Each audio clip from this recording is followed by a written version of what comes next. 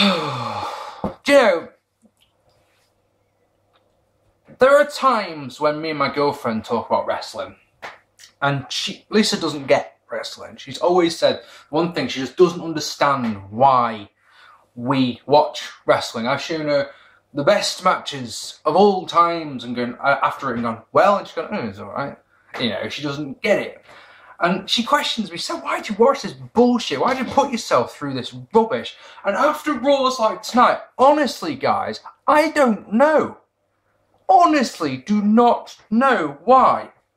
I want to try and go through this as fast as I can for you, right? Because this show was pure bollocks. I mean, goddamn, opening segment, Triple H, yeah, goes on and on and on about how he basically buries Lesnar as best he can. You know, says that he quit WWE when it got too hard, quit WCW, obviously, quit UFC when it got too hard, came to WWE and got beaten, now he's quit again. And why did it take fucking 15 minutes to say that? Heyman comes out, gives him a lawsuit. What do you fucking do? Don't care, just don't care. The only thing I care about in this whole fucking segment is Heyman's hair. And I'm sat there going, well, he's got his tiny little ponytail going, dude, please embrace the baldness.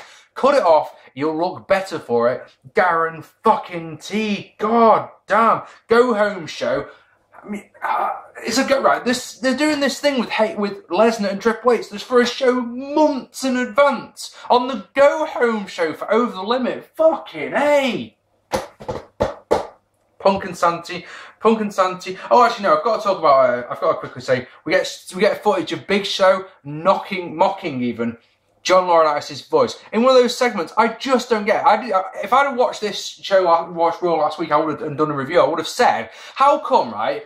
Laurinaitis turns away from Big Show and gets about as far as from where I am now, yeah? He can only have got to about where I am now before Big Show starts mocking him. How did Laurinaitis not hear him? But Eve does. Ludicrous. Punk and Santino beat Rhodes and Bryan.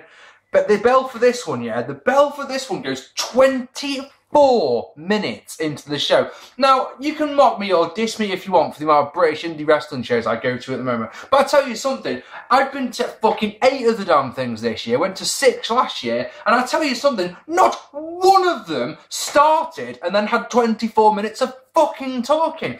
Match was alright. Crowd was said yes, yes, yes every time Bryan did anything at all. I mean, it was an alright, nothing special kind of match. Alicia Fox got owned by Beth Phoenix, which is lovely. They did a Make-A-Wish vid. It's all good. I respect the hell out of WWE and its wrestlers for what they do for Make-A-Wish. It's all wonderful. Mentioned about Ace not hearing him. They announced Zack Ryder versus Kane on the pre-show. All the stuff they've done this year with Ryder and Kane. Ryder needs to get his revenge on Kane and is never going to get that chance ever. He's going to get fucking squashed on the pre-show. Lovely. Kane versus... Oh, this was the worst thing I've ever fucking seen on a wrestling show. This was so pathetic. Kane beat Slow, yeah? Whoop-de-doo, one of the worst chokeslams I've ever seen. I'm about to watch Judgment Day 2002 for the 10 Years Ago series, yeah? And that's got a pretty shitty chokeslam right at the end of them. This was quite up there with that, if I'm honest. And then, in one of those things that, right, this show is meant to be promoting and making you, the viewing public, go, God damn, I've got to watch Over the Limit. It's going to be the dopest show I've ever fucking scene, yeah? What happens is Big Slow is made to apologise by Johnny Ace, and he starts fucking crying, and this segment goes on and on and on, to the point where John Laurinaitis basically says to Big Show, you want to keep your job, you beg. And he cut his promo where he's saying he's been in the business for 18 years and he's almost crying, but he won't fucking get on his knees and beg. And you're just like, right, make it end. And then you think it's going to end and then it keeps fucking going. Oh, it was horrendous. I've seen people giving birth through a hand and that was more entertaining. That seems like Oscar-worthy film compared to this bullshit. And then they still fired him and I was meant to care. Like, really? He just did all of this thing that was built up on last week's Raw, last week's SmackDown, and then a good portion of this show is just for that. That was the payoff. For fuck's sake. Brodus Clay, R-Truth and Kofi defeated Dolph, Swagger and Miz in a nothing match.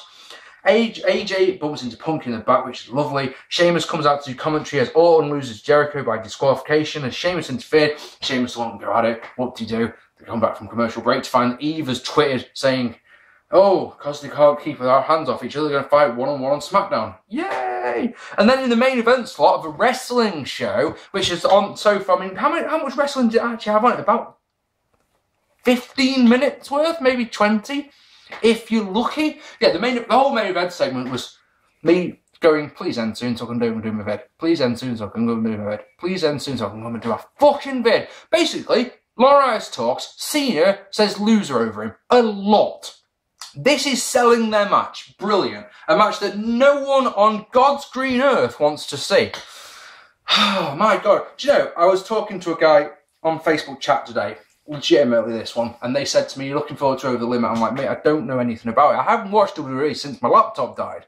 I haven't kept up with it. I haven't cared. When they told me the card, so I'm just like, really? That's the card? It's fair enough. This is what this Raw felt like to me. Because I'm going to leave it there. I'm done. This Raw felt like WWE have got no confidence or any matches built up for Over the Limit. And it feels like they're doing it on purpose to make Bryan and Punk fail. So when the buy rate comes in and it's microscopic, they can blame those two and go, look, these two are not good enough. Like they did with The Miz and like they did with everyone when there's a fucking low one. Absolutely pathetic. Let me tell you something, Willis. I'm going to a live show on Sunday. It's by a company, by a promotion called Great Bear Promotions. It's their second ever show. I was at the first. It was a great day out. I'm looking forward to that show so much because Chuck Taylor's going to be there and he's taking on Jack Gallagher. That should be an absolute stellar match. I couldn't give two fucks about Over the Limit. I'm only going to review it. I'm only going to watch it even because you guys want, I know you guys want me to, because if it's shit, I'll tear it to pieces. Saying that, I thought the last one was shit. And you guys thought it was great. So it's going to be an interesting one either way. Just in case you didn't see any bulletins I put up about it, yeah? I originally gave it a 4 out of 10. I changed my mind on a second viewing and gave it a 6 out of 10, just so you know. Okay? Ladies and gentlemen, this was one fucking awful Raw. I mean, seriously, poor Raw. Only the most hardcore WWE fan would have watched this and enjoyed it. This was utterly bollocks. What did you think of Raw? Did you watch it? Are you glad that you didn't? If you didn't, let me know down here. Hit that subscribe button. I'll be back soon. Next vid, Over the Limit predictions, maybe? I don't know. We'll see. I'm Moppy. Take it easy, guys.